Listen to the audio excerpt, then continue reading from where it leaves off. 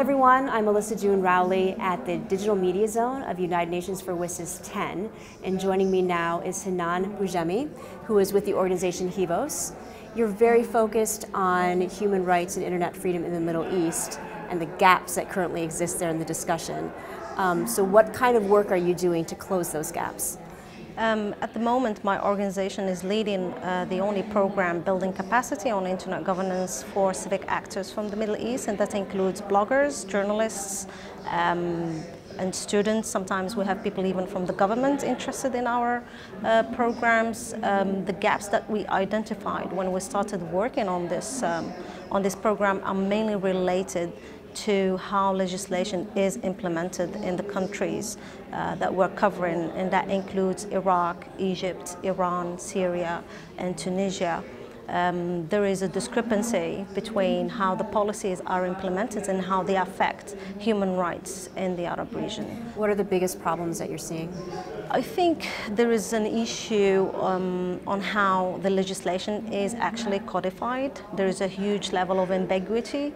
The text is vaguely worded, which kind of hinders. Which leaves a lot of room for error. Exactly. It leaves a lot of room for interpretation and error. Unfortunately, sometimes innocent people have to be arrested just because they exercise their right to freedom of expression. So we would like to work together with the government in order to adjust a little bit the legislation to be more in favor for public interests and for people to benefit fully from the potential of the internet as an infrastructure.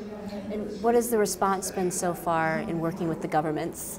Well, the traditional picture that governments from the Middle East have is that they're used to implement policies top down in order to make a shift and make these policies more implemented on a multi-stakeholder principle. It's very hard, specifically because of the challenges that the Middle East is going through now. There is a struggle, to maintain security of these countries. So national security at the moment is a priority, which makes our job a little bit more difficult, to make these governments actually sensible to human rights. So we are at the very beginning of this, battle, if I might say, and I think it's very important to have these voices represented at the regional level. At least there is a group of people who is aware of the policy challenges, and they can actually advocate for these policies to be changed at the regional level, local level, and then be ready to bring them here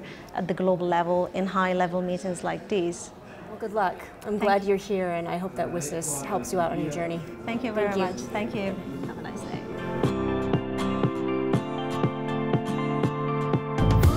Good afternoon. My name is Chantaline Carpentier. I'm the chief of the UNCTAD New York office, and we are here in the digital zone, media zone at the United Nations in New York.